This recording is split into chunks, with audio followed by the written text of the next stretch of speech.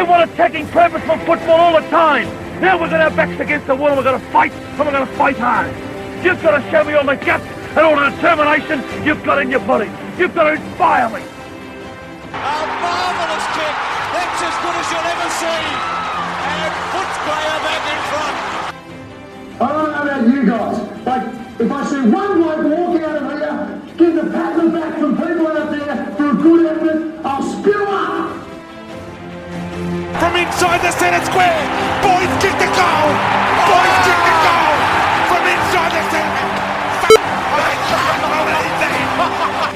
Hey Pack, welcome back to Danny Boyd. It's a podcast about that football club that always nails it. Always just, you can win a grand final easily from top four. You can even make a grand final from top four, but we just don't believe in the easy way. Cede nullis is Latin for win it from the bottom half. Or unreliable, or reliably unreliable. Yeah. I don't know. There's got to be like a Latin saying that dictates you basically do everything in your power to make it really hard to get where you want to go. Yeah. But doing it honourably as well. That's what we do best. It's a bit like the everyone's second favourite team. I think this is kind of why.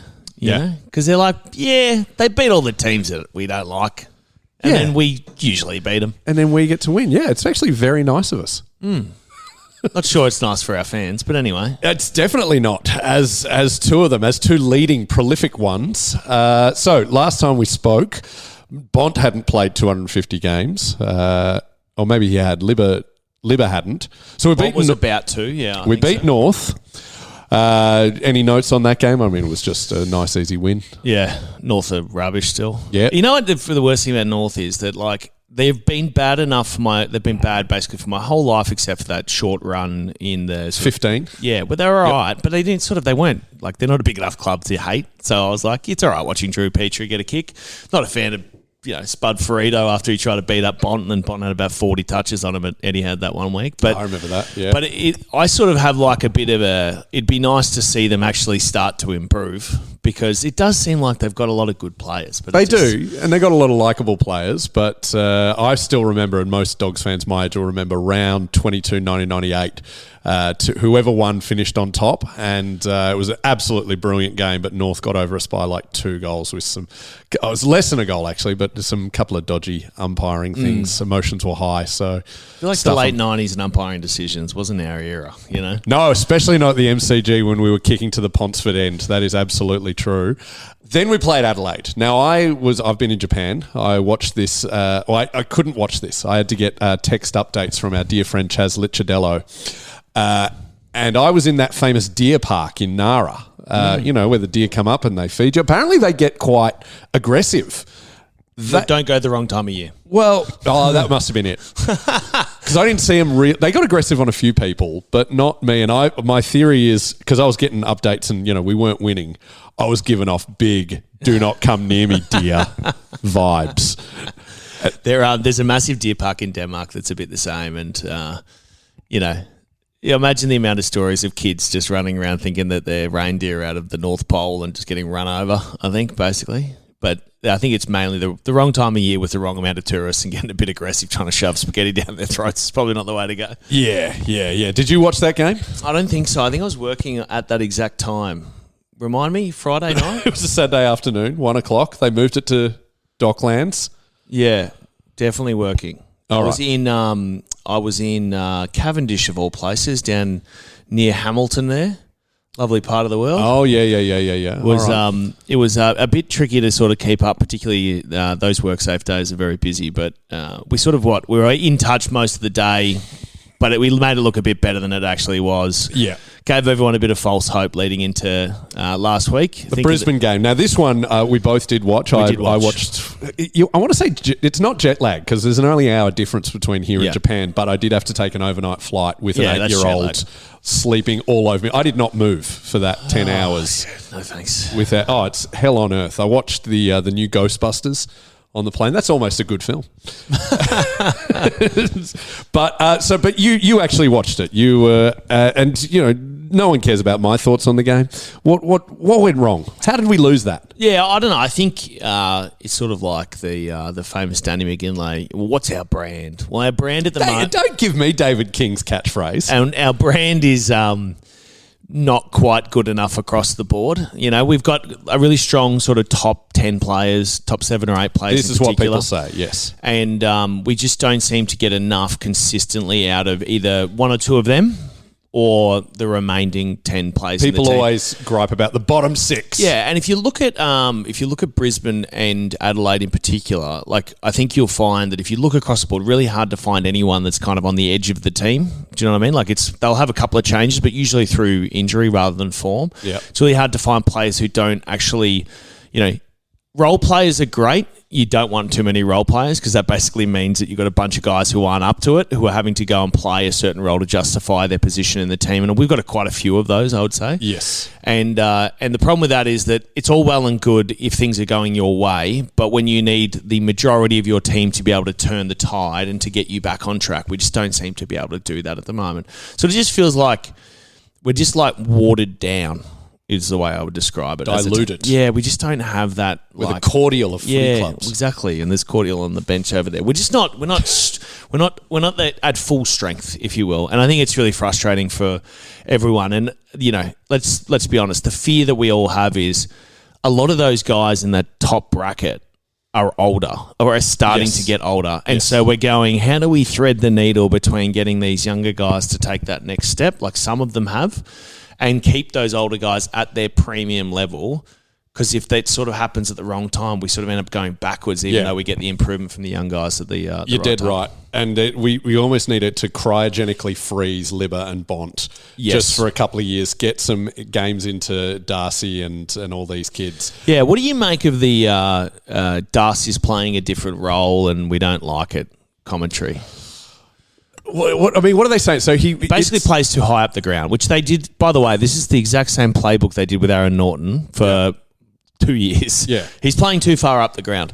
What do you sort of, as a fan, make of that? It looks like Darcy is now absorbing the best defender, so Harris Andrews, and they seem to be double teaming a bit. But that left Norton free to get many goals. Yeah. And it seems like we are using our 2 tall forwards as good as we can. Yeah. Well, Naughty's, he kicked 3 lots of 5 in a row, which we were all complaining about. Look at us, now Darcy's not kicking 7 again. I think the thing is, and maybe this is more of a reflection of the first statement, our ability to move through the ball through that centre third of the ground is not as good as it could be. And because of that, you have guys in slow play where the ball's obviously moving slowly through congestion out of the back pocket or the back flank, needing to be presenting way up the ground to provide a contest, which, by the way, every key forward's done probably for the last 25 years. Yes. It's not a new thing. Yep. Barring the exemptions of, when they left Fev to play in the square and Alistair Lynch to play in the square and Tom Hawkins at times. I'm sure it's happened. The very tail end of 25 years there. Yeah. Well, Hawks is more recent, but he's also an outlier in terms of being able to play like that because they played at Cardinia Park. Absolutely. I was about to say that. You famously said that is the easiest ground in the league to play in as a key forward. They can't kick around you. It's impossible. Well, why is that? It's thin and long. Yeah.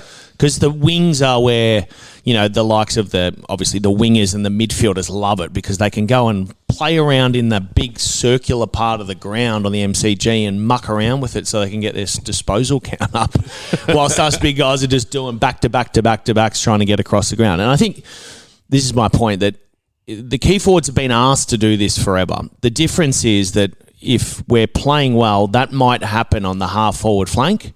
And at the moment, because we're not moving the ball that well through the ground, it's happening much closer to the back flank. And if I looked across some of the highlights of Dars getting free kicks or taking marks on the weekend, it was like centre or back towards our defensive goal, which I think is obviously not ideal, but equally, it's not his fault that he's going to have to go back there and try and take those big grabs. And Brisbane did play defensively very well. They were suffocating the ball. Yeah, and Harris Andrews the best matchup for Dars in the league. Oh, he's the best defender in the league. By a mile. And he's an absolute nightmare to play. Apart from Rory Lobb. He's right up Rory wouldn't have a great time on Sam either, I don't think, because Rory doesn't like playing on anyone. Rory's much better when he's like, I'll play on that medium-sized forward who runs up the ground, you know? My thoughts on the Brisbane match, it reminded me a lot of the Gold Coast match. It had been a massive thunderstorm beforehand. Yeah.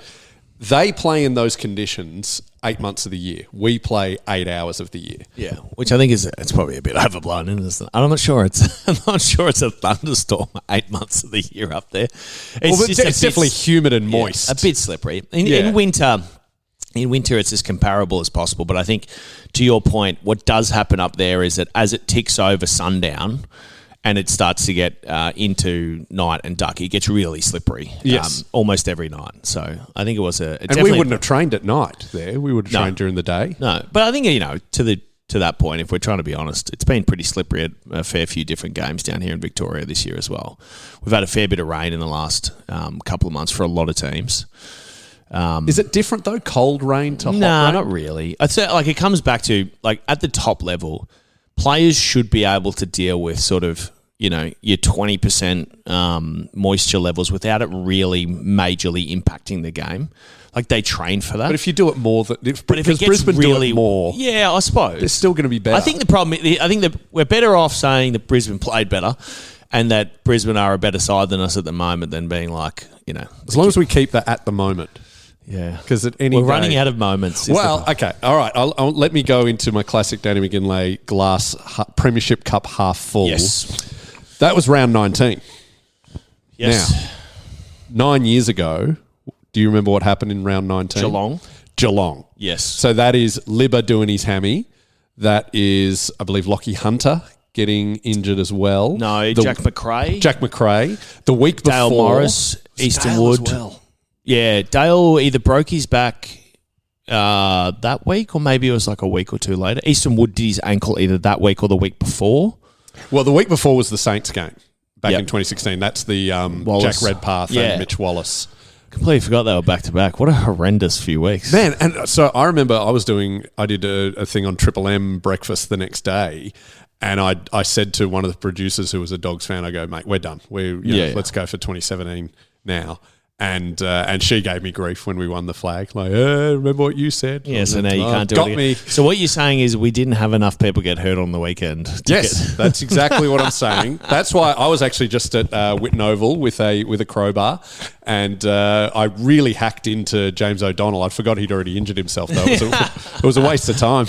Also, the crowbar, trying to get into that facility at the moment, it is a vault. You'd have to try and smash through a few windows, I think. Well, they play on the ground. I can just jump over. Yeah, true. No.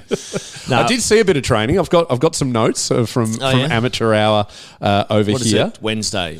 This is Wednesday, yes, and I was there having a chat to some people there.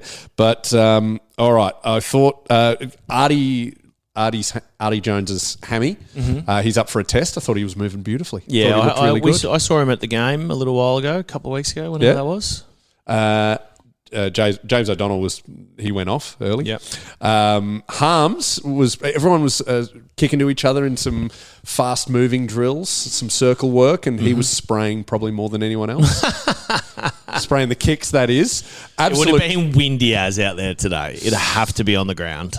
Maybe it wasn't not hugely, but nothing. As an experienced Whitten Oval trainer, if it feels relatively windy in the normal parts of Melbourne, it's blowing a gale every time. Well, and then speaking of absolute sprays, definitely the loudest player is Taylor Duray.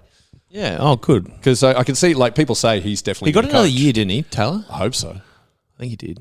All I know is he definitely lost his nickname when Sam Davidson re-signed last week. They said, good to have the doc still going. We got to talk to Taylor about losing your nickname. That's huge. Yeah, especially given that he won 2 premierships with it. Yeah. Well, but that's at Hawthorn. I suppose maybe. But it's not like it was a player who hasn't proven himself. I'm sure you've told this, but tell him again. Did Matthew Boyd have any issue with you being Boydie? No, I don't think so. But everyone called Matty Boyd Keith because that's his middle name, and it's infuriating, it's such an aggressive name. And so everyone, and it was so fitting too because it made him angry, and then everyone loved seeing him angry, particularly after he lost his claws. When he was captain and the club was in this, Matty Boyd's going to beat everyone up phase. Yeah. Before Bevo arrived, no one would have poked the bear. But then after he got defanged, it was all right to start. So losing the captaincy defanged him. No, the whole team changed, the whole culture of the club yeah. and so on. So, it wasn't like he could run around and beat everyone up anymore. Would he have been Boydie when he was captain? Yeah, he was still Boydie when I was there. Yeah. And you've actually just recently made a bit of a revelation, even just in our texts, and with the Patreons would have noticed this. You prefer Boydie to be spelt IE. Yeah, well, I don't, but my dad does, and therefore I do, I didn't really have a lot of choice in this when I was growing up, so... It's kind of like I'm just an extension of my father's stubbornness. Why does he go IE? That's a great question, Danny. I don't know. That's why he always said that it was. And it didn't seem to help in the sort of phonetic pronunciations between the two. It doesn't really matter. So. All right. Final thing on the tackling, on the training, there was a lot of tackle breaking drills that I saw, which I really like that. And I saw Bevo individually working with a group that featured Matt Kennedy and Buku Kamas. Right. There you go. Wonder what that means. No, I don't know. They don't play in the same position. No, but I don't know. There was also a bit of height mismatch. So Libba was on English for a bit, and Tackling wise? No, this was more in the kicking drills and chasing, but it wasn't. They weren't tackling. They weren't tackling at that point. I don't know how much of it would be by design. The talls were more applying pressure. Yeah. Well, maybe they're thinking that their key position players are letting them down a little bit in the transition phases of the game. Potentially. So this is good. I should look up training and then you tell us what's going on. Well, the major issue is the great challenge in round 20 is pretty hard to get better, right? Yet we did in 16. Yeah, but see, my disagreement on 16 is we actually played some incredible footy and then we got worse and then we got back to basically where we were. Right, and we had some momentum, no doubt, through the final series. Well, that's similar to this year. We started very good. Yeah, our best hasn't been convincing enough for long enough, I don't think, across the year to go. Like, I don't see a world. I see a world where we can maybe win a couple, come home, make the finals, win a final. I have no issue being optimistic about that. The problem is we're just going to run into one of these teams that we can't beat or we haven't been able to beat, and we've lost in the same way about 10 times. Right? That's fine. You can say that because I'll tell you, we would lose to West Coast at Subiaco before. Yeah, for sure. But we would lose to Hawthorn. Look at the track record. So I think the thing that stands out to me is when we play top 8 sides, when we play the top 4 or 5 in particular, the Adelaides, the Brisbanes, the Collingwoods, the Geelongs, we seem to lose admirably. Oh, yeah. But they really put the cue in the rack sort of from a intensity point of view in terms of the opposition do with about 25, 30 minutes to go, which tells me that they're not worried, which I don't love, Yeah, I'd love. And of course, Collingwood game's not a great example of that statement, but certainly some of the other ones. Well, if we had Bont, we would have won that Collingwood game. Yeah, but then if we had Bont, we probably would have ended up relying on him more. And then, it's just always this catch-22, I think. No, I don't know. We would have won when we would be favourites. Absolutely. And then the centenary night would have been much more enjoyable. Exactly. So we'd all have tattoos. Speaking of, that was the 100-year best 25 player gala this week? Yeah. Did you get an invite to that? Well, just missed out, I think. So you were 26th. Yeah, well, that's what I said. Someone said, bit stiff. I'm like, how? How would I be considered stiff? I tell you what, if they do a gala for the premiership players for the Bulldogs, it'll be the same amount of people who turn up, and I'll be one of them. So, do you think you're in the top 25 of the 2016 premiership players? Yeah. Well, but there's only what is there? 27 alive in the 2 premierships ever. Right, we'll be fine. So, did you? I mean, let's go through the list. I mean, it's a pretty. Yeah, can we just talk about when Bont's this is my thing. I need your opinion on this because when is it possible or is it possible that Bont takes over from EJ? Well, because by the way, Bont coming second, I was so disappointed. The perfect gag was there. They go Bontempelli number 2. So number 1 is Patrick Cripps. Yeah. See, is that possible? Yes, it is because the criteria was on and off the field. So EJ coached as well, and that's what put him over the line.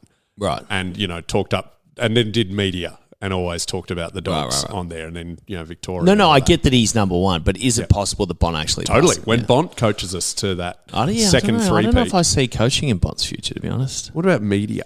Because he's actually too nice, almost. I think there's a reason why Chris Judd is not on anymore, because he did a little bit of media. Because he wouldn't get vaccinated? No, he basically wouldn't. He wouldn't pot people. It wasn't his style. And anyway, there's a really good story about which I don't think is quite fit for radio. But essentially, he'd sit on Footy Confidential or whatever it was called at that stage, and he would be like, "Nah, this is how the game should be played." Except, and he was just like the professional that he always was as a player. Where's that show? I want to listen to that show. Oh no, yeah. Apparently, Hutchie didn't seem to think it was a good idea to put that on here. Channel 7, I swear, used to have shows like that, but it's just gone absolutely. The best show, from a weekly point of view, one of the best, I would say, would just been Game Day. Game Day was great. Thank you very much. I loved it. It was a bit like there's actual people playing the game. Yeah. And it also nice way to wake up on a Sunday morning to not be angry again. Let's wait till Monday to get angry about footy. Let's just have the Sabbath is just a relaxing day for footy. I used to say to the executive producer of Game Day, it's like we don't really need to talk about who lost because they're not watching. No, or if they are, they can watch they'll Sunday watch footy on show. Monday when they want to learn how to beat up their team for the mistakes they make. But instead, here's Trent Cotchin, and what's your dog's name? Yeah, actually learn about the person. Oh, maybe not Koch, maybe someone. Well, no, I'm picking someone I remember being on because I made a joke about Trent Cotchin having Lego hair that the audience loved, but he did not. Yeah. So who was third? Granny. So Granny all right, didn't what do we come got either. Here? No, he didn't. So what? I mean, he got sacked by the club last year. Yeah. Well, let me just clearly say this: he's definitely not away at the moment.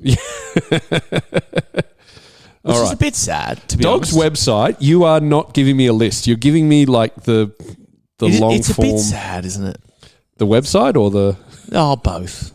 But it's a bit sad. I feel like one of the great challenges in footy is trying to do these, how is my current relationship with the club as of this moment? Versus what is my relationship with the club as a whole? And can I do these moment in time, nights where I just try and get the emotion out of how I feel about the people who are running the place at the time. Yes, it's really quite difficult. Yeah, you got to separate the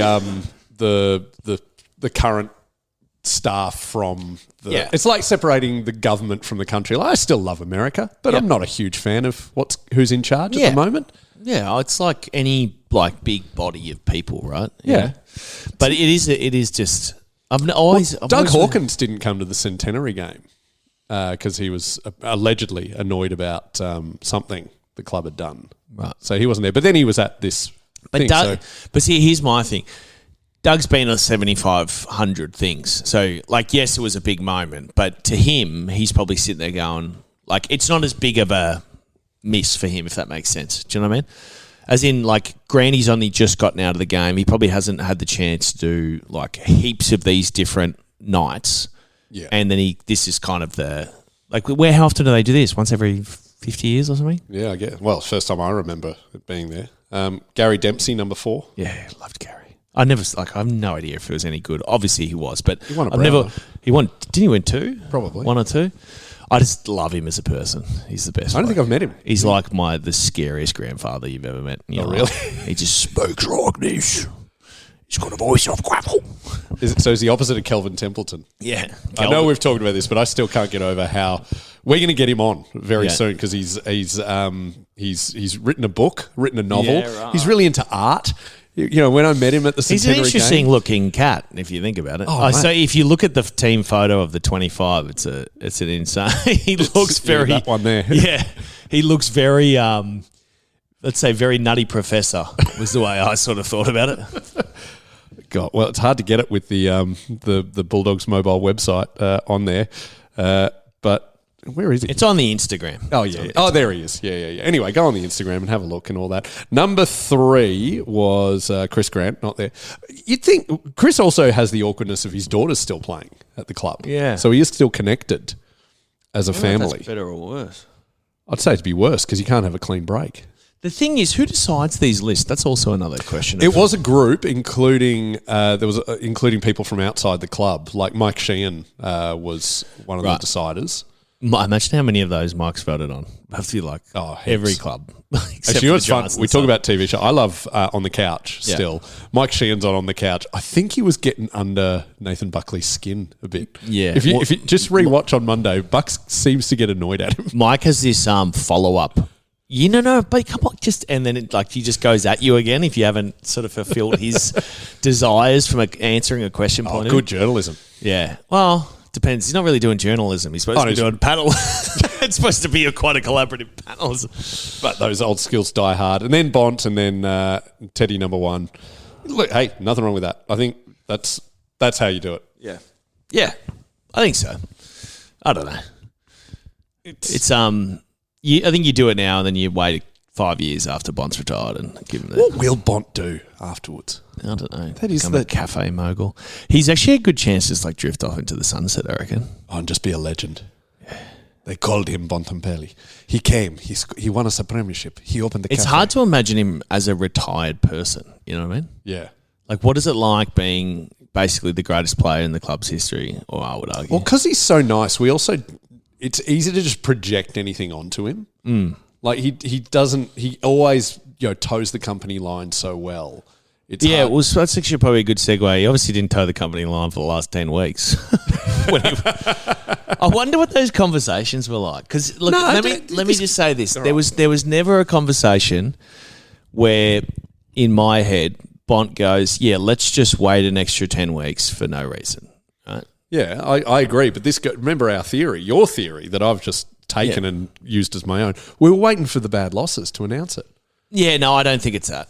My theory was basically Bont's looking at this as the last major point of leverage in his career to go, how am I going to maximise the last 4 or 5 years in all ways? I'm not saying he's taken pay hits for sure to be at the club in terms of if he went to the open market, but there's also other things that I'm sure are important to him about, the culture of the club and the opportunities off the field and the future. I don't know what he cares about, but I'm just saying there's obviously enough things that he cares about. And he's smart enough and mature enough and confident enough in his own ability that he's definitely, I would say, no inside information, sat back and go, this is an important thing for me to work through properly.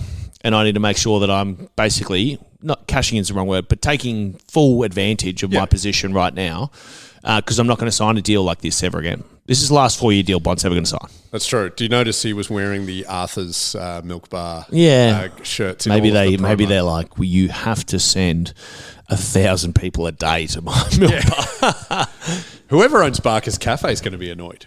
Yeah, well, it's a long way away, isn't it? Yeah, isn't it in Hawthorne or something? Q, that's near a long Hawthorne. one. Yeah, I don't know if the people that go to Barker's travel that far, mate. Oh, mate, there is so many Dogs fans making the pilgrimage out there. Oh, yeah, which is an insane. That's it is Bont, but never will I ever go to a cafe. Oh, even my kids have asked, can we go to Bont's Cafe? Oh, interesting. Yeah. Interesting. It's really captured the attention. It can't be that good. We'll find out. You couldn't get me a cafe. I mean, look. Hey, let us know. I know a fair few of the listeners have gone. They've told us they've had the chili scrambled fried eggs. Apparently they're all good. I'll tell you what. The food at Advi is worth crossing the bridge for, which is in Seddon, which is the one we used to go to all the time. Oh, that's it. I would, but that's 12 minutes for me. So if it was 30. Hey, I'll say Barker's Cafe's coffee really good. Yeah, I don't know if I've had maybe I had a coffee then when we did some photo shoots and stuff. We'll do something there. We'll go do it. Do you know what we should do? Go watch training and you translate what's going on. I thought you were going to say train. We should go train. Could you get me on? I want to train. That'd be awesome. Oh, mate. It'd be like, the Make-A-Wish. Yeah, that's fine. I've got the haircut for it. Yeah. Anyway, it's good to get Bont done. Absolutely. I wonder how much. I just reckon he would have hated doing all the filming for it. I just reckon. If to him he's it was always it's just a preordained formality that it was going to happen. Yeah. At some stage, once he was ready.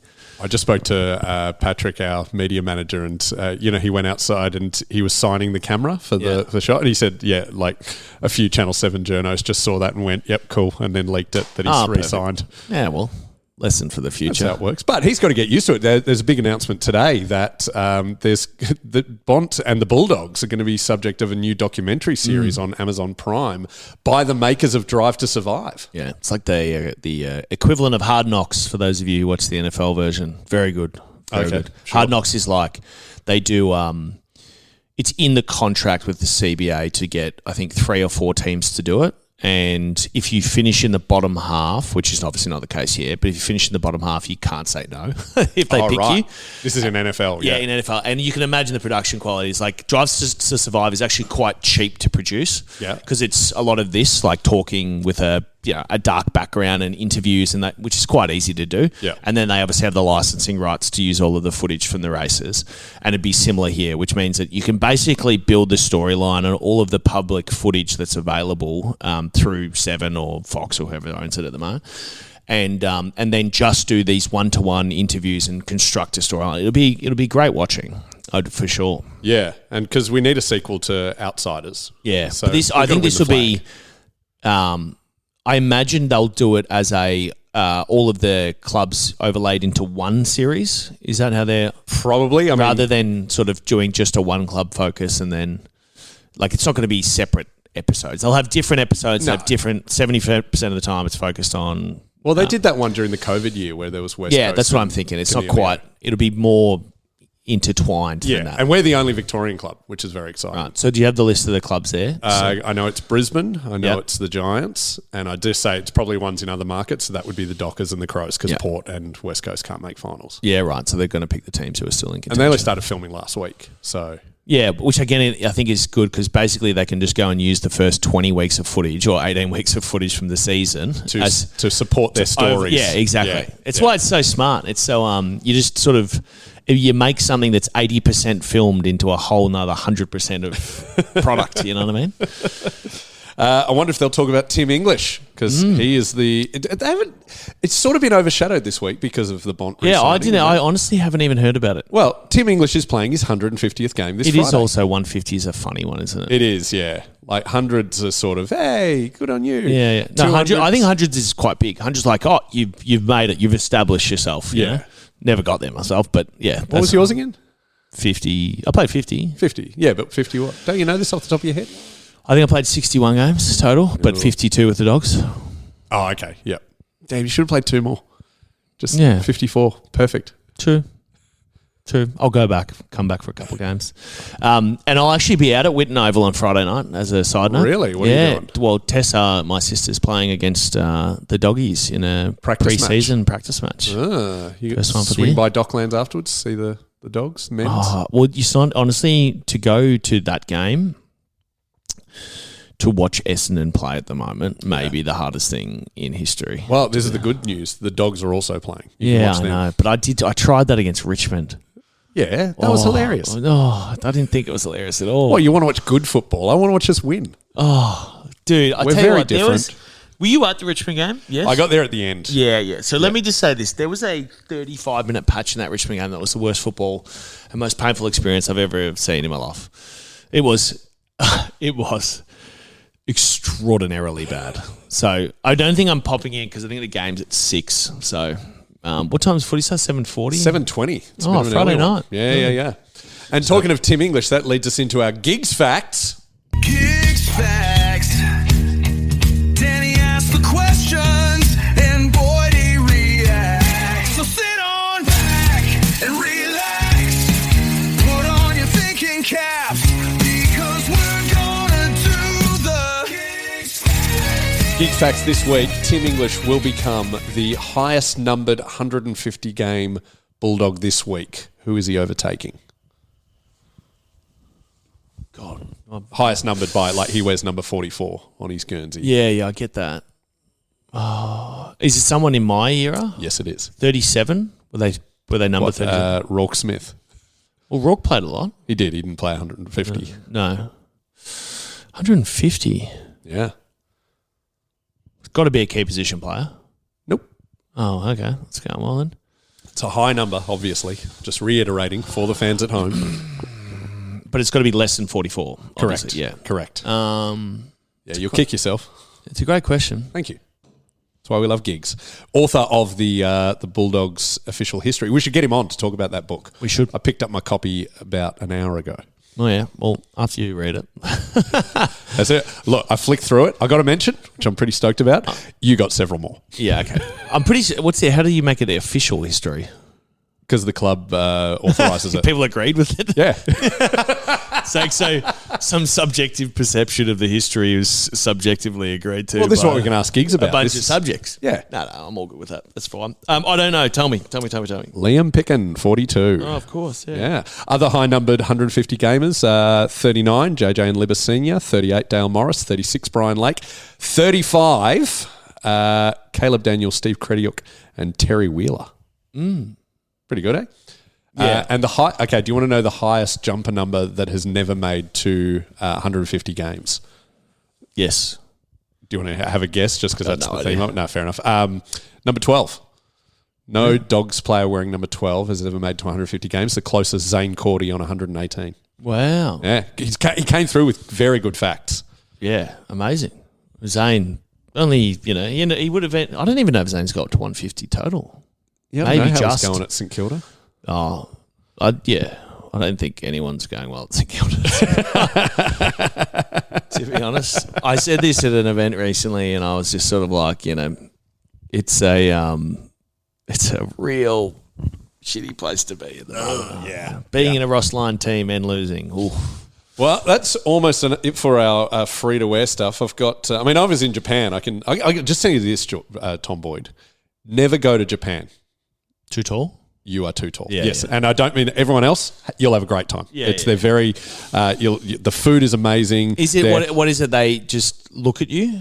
No, I hit my head. Oh, right, of course. Every day. Yeah, there's a lot of issues with that in older parts of Europe too. Yeah, in Denmark, yeah. I remember going to this inn with my grandma and uncle and everyone, and it was probably chin height. Like the ceiling. the bottom of the ceiling, like they had rafters in there, and I'm like, mate, this is how are you supposed to drink? You Scandies are tall. Yeah, I know, but they were poor and small for a long time, and then I don't know what happened. There's the Scandies have got like a portion of their race of whatever it's called that is tall and big and Viking-ish, and they've got a whole lot of poor and small people. Do you? Yeah, Okay. because basically. Like Denmark is essentially one big farm for like potatoes and pigs. At least the big island, Jutland, is for the most part. I spoke to a Swedish person just randomly at a pub a couple of weeks back, and I mentioned that I have a Danish friend in Tom Boyd, and I said, he's very Scandinavian. He doesn't, he's emotionally reserved and whatnot. And he went, what? And he told me, and you can confirm or deny this, the Danes are the Italians of the Scandinavian world. You're the emotional, chatty ones. Oh, I don't know about that. Not the ones I've met. They're very proud people. Well, compared to Norwegians and Finns and Icelandic maybe people. they just eat, it depends how much smoked fish you eat. Denmark eats a bit, but the Finnish eat a lot. Apparently the Finnish are the quietest. Is what this guy they eat told the me. most fish. They're just dealing with the bones in their teeth, I suppose. Well, he told me a good gag, which made me laugh, of Finnish children have to deal with the trauma of learning Finnish. Yeah. And therefore they don't want to talk much. Yeah, well, that makes sense. There's a few languages out there that are very interesting. Well, I've got a story about Japan, and I have a gift for Tom Boyd, which we're going to chuck behind the Patreon paywall. But also, we are going to talk about the realistic expectations of the rest of the season, and we're going behind that paywall right. Oh, by the way, it's only $5 a month, and you get an episode. You get this bonus stuff. It's really awesome, and if you pay even more, you get Boyd's book, you get a T-shirt, stubby holders. It's all good. We're going behind. I gave my childhood to that roll of the red, white, and blue sea, and the knowledge that you had two loves, the Bulldog boys and me. 20 years on, I feel that longing hanging in September air. But the reason I go every week is to pretend you're still there. And they will find the glory one day, and I will throw it at your feet. It's a long, long road they're running for you. The dogs afoot, grey streets.